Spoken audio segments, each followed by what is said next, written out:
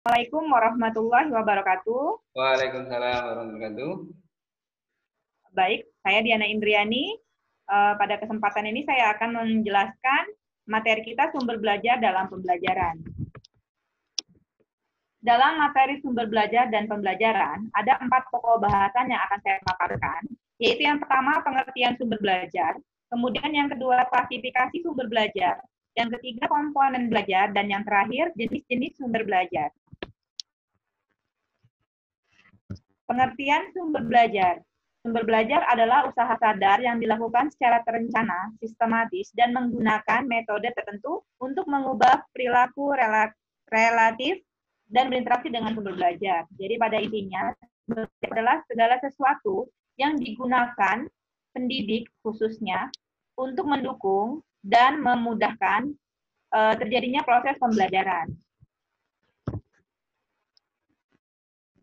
Kita masuk ke materi sumber belajar. Ada 5. Yang pertama sumber belajar tercetak. Contohnya itu buku, kemudian majalah, koran, dan sebagainya. Yang kedua sumber belajar non tercetak. Contohnya misalnya film, video, dan sebagainya. Yang ketiga sumber belajar yang berbentuk fasilitas. Contohnya di sini misalnya di dalam sekolah itu kita memiliki perpustakaan, kemudian laboratorium, dan juga lapangan olahraga. Yang keempat, sumber belajar berupa kegiatan, misalnya kita ada pembelajaran yang seperti wawancara, kemudian ada pembagian kerja kelompok, dan adanya simulasi. Yang kelima, sumber belajar berupa lingkungan. Maksudnya di sini adalah pada saat pembelajaran itu kita coba ajak peserta didik untuk terjun langsung ke lingkungan tempat proses pembelajaran, contohnya misalnya pasar, kemudian museum, dan lain sebagainya yang berhubungan dengan proses pembelajaran pada saat kita akan mengajarkan materi pembelajaran tersebut. Selanjutnya materi ketiga itu pada komponen belajar. Komponen belajar sendiri adalah bagian-bagian yang selalu ada di dalam sumber belajar. Ada 2. Yang pertama, yang berpengaruh kepada sumber belajar, yaitu perkembangan teknologi, keadaan ekonomi, dan keadaan pemakai. Maksud dari perkembangan teknologi di sini adalah misal kita tahu bersama bahwa perkembangan teknologi sangat pesat. Dulu kita bisa melihat atau menonton film itu tanpa bisa mendengarkan suaranya, tetapi sekarang kita sudah bisa mendengarkan suara dari suatu film, sehingga perkembangan teknologi itu sangat pesat, sehingga dari dulu kita hanya bisa melihat secara visual, sekarang kita sudah bisa memadukan antara dan visual.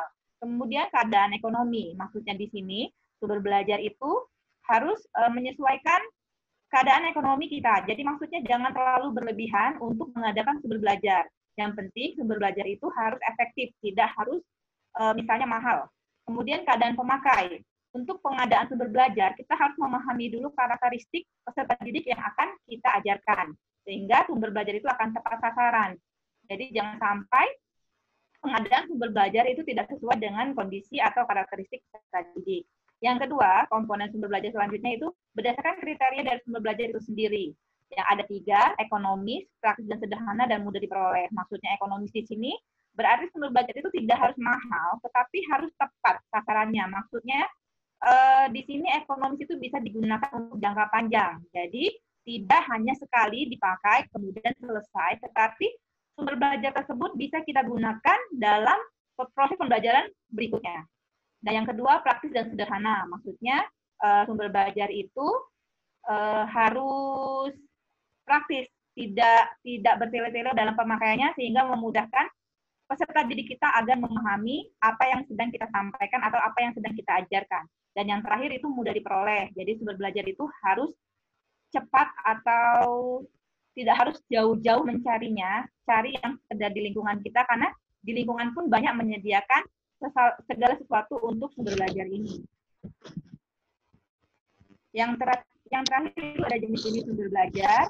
Ada 2. Yang pertama sumber belajar berupa bahan atau media pembelajaran. Contohnya sumber belajar ini adalah sesuatu yang mengandung pesan pembelajaran. Misalnya kita menggunakan peta, kemudian buku paket, buku panduan pembelajaran, dan lain sebagainya. Yang kedua, sumber belajar yang berasal dari lingkungan, seperti yang sudah saya jelaskan tadi, sumber belajar ini adalah tempat kita untuk mengajarkan atau memberikan pembelajaran secara langsung. Misalnya, ruang perpustakaan, ruang kelas, lapangan olahraga, dan sebagainya. Jadi pada saat pembelajaran kita akan ada interaksi langsung dengan peserta didik.